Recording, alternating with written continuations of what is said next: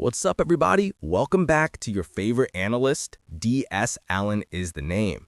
So the so-called Epstein bill has finally been signed, starting a 30-day clock for the DOJ to release their files. Sounds great, right? Transparency, at last.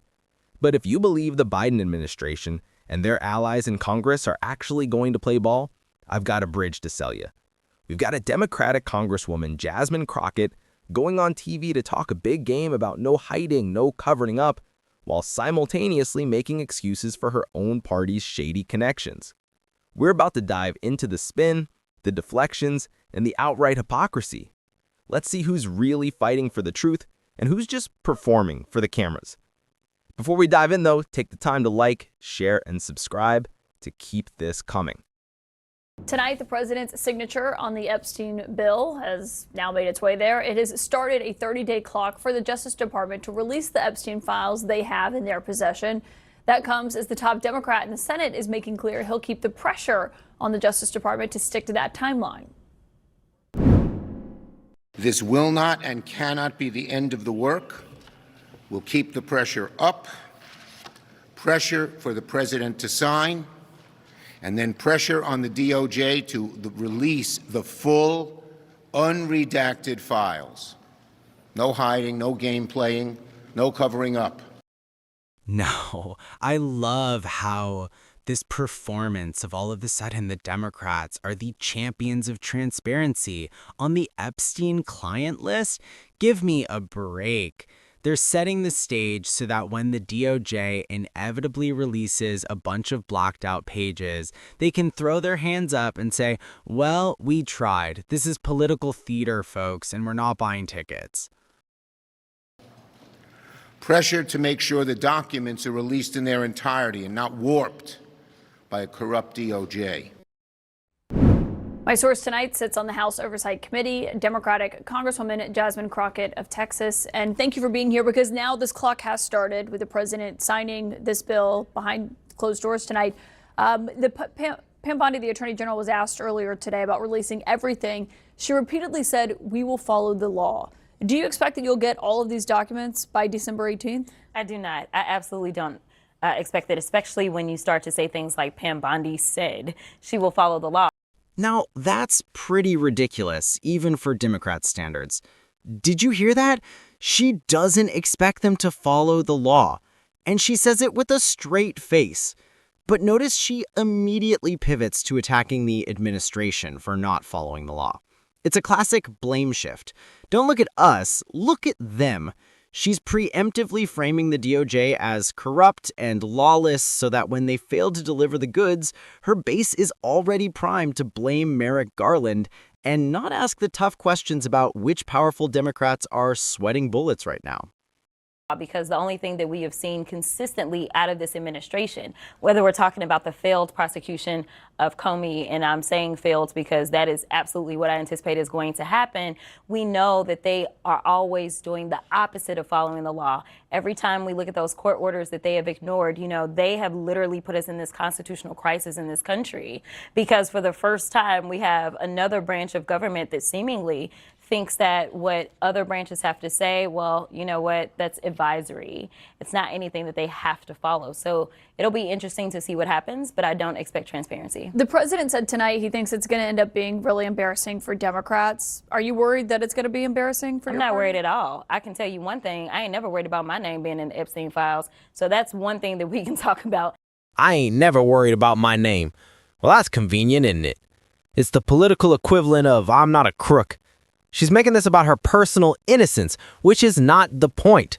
Nobody was asking about you, Congresswoman. The question is about the dozens of other bigwigs in your party and their donors.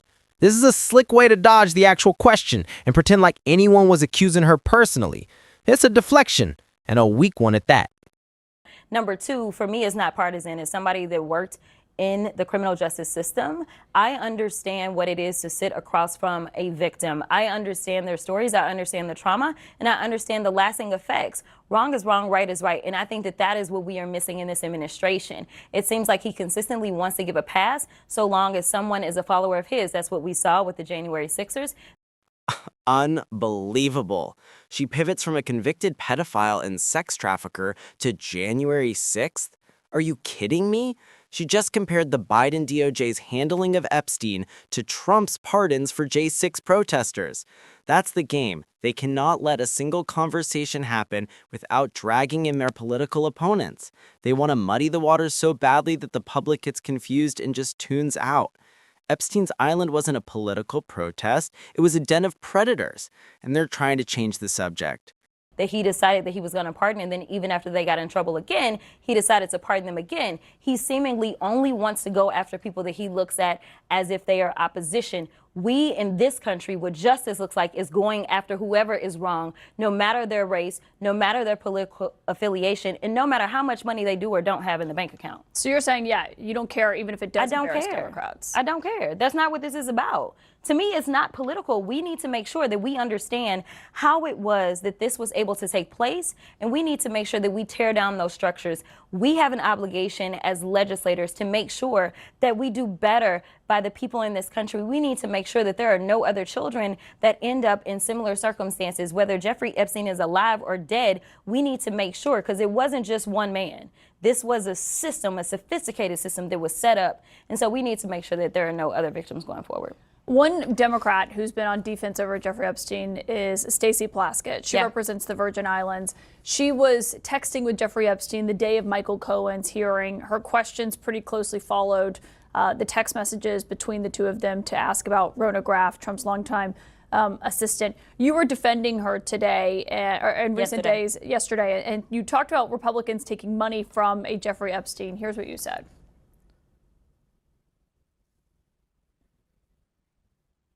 Who also took money from somebody named Jeffrey Epstein, as I had my team dig in very quickly. Mitt Romney, the NRCC, Lee Zeldin, George Bush, Win Red, McCain Palin, Rick Lazio.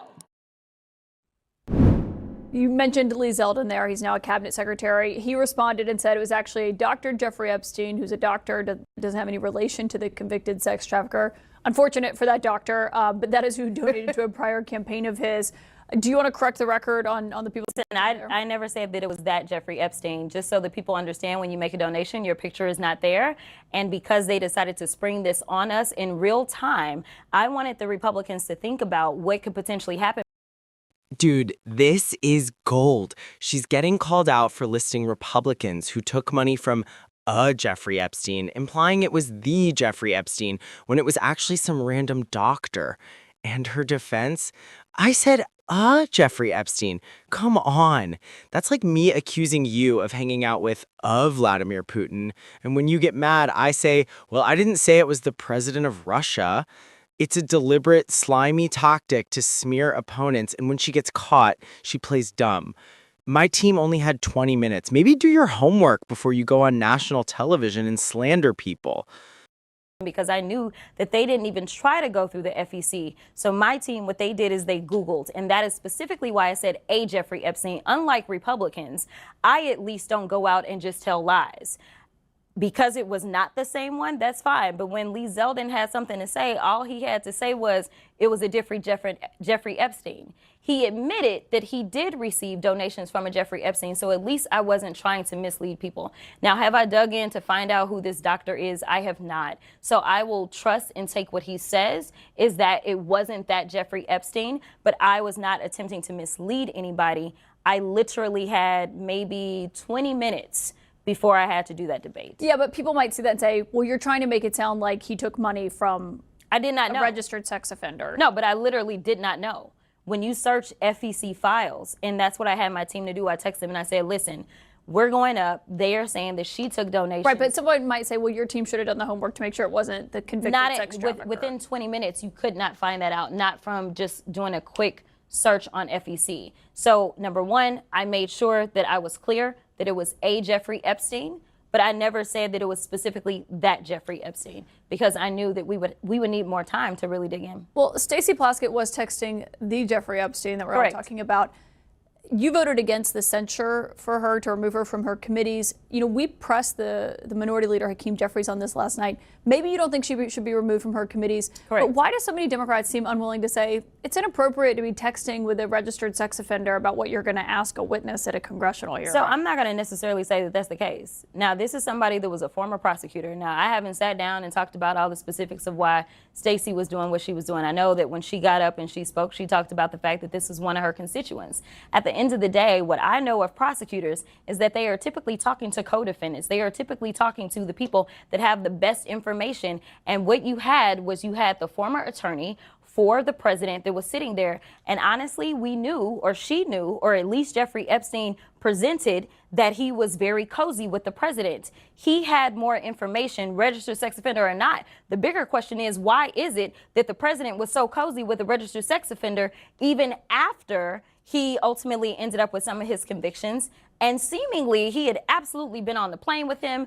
We know about the birthday card. The bigger question is, why is the president of the United States not the one that is in the hot seat for his relationship, instead of us saying, oh, you know what, we're going to take her off of her committee because he decided to text her. Stacey didn't initiate that chain. Jeffrey initiated that chain, and she took the information. Oh, well, that makes it all better. He texted me first. Is that the new ethical standard for members of Congress? Texting with a registered sex offender about witness testimony?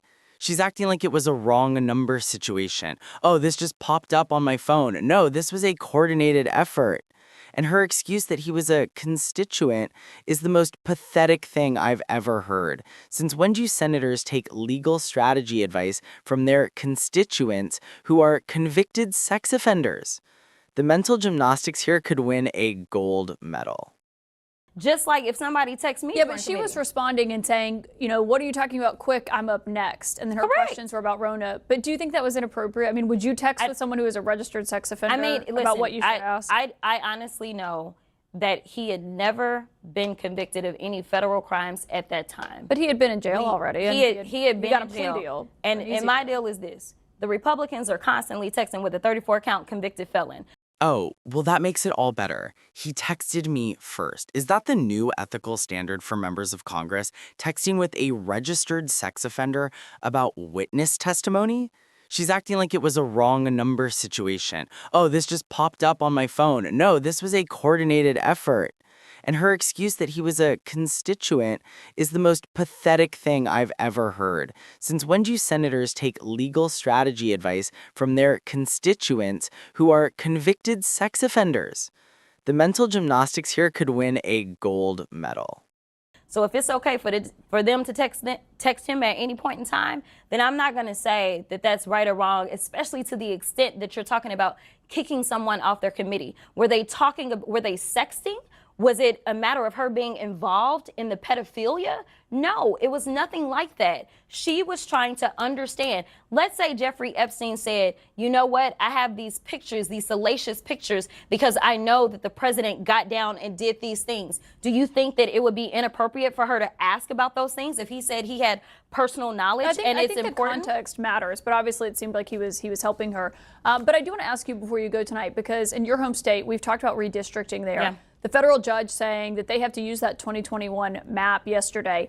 I mean, this is what truly launched a redistricting arms race, basically, in this nation. I wonder, when you look at that ruling stands, do you think the blue states that have launched their own redistricting should stand down on it? No, I don't. Because guess what? The president hasn't stood down, and the president started this. So if he wanted to start it and Democrats decide that they're going to finish it, then so be it. And we end on a threat about redistricting. He started it, so we're going to finish it. This is the real takeaway, folks. This entire interview, under the guise of talking about Epstein and justice, reveals their true mindset: raw, unadulterated power politics. It's not about principles. It's not about victims. It's about winning. They will use any tool, any smear, any deflection, and any procedural trick to gain and maintain power.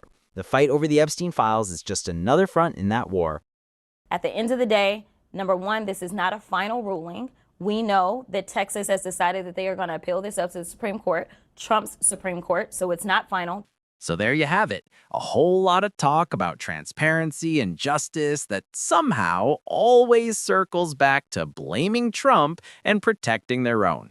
They're already setting the stage for the DOJ to slow walk, redact, and hide the most damning information in those files. The question from our title, "Who's hiding what?" has a pretty clear answer. The people screaming the loudest about transparency are often the ones with the most to hide. This is a fight for the truth, and we cannot let them bury it. Let me know what you think in the comments below. Whose name are you most expecting to see in those files? Smash that like button, subscribe, and hit the notification bell because we will not stop digging until we get the whole, unredacted truth. Thanks for watching.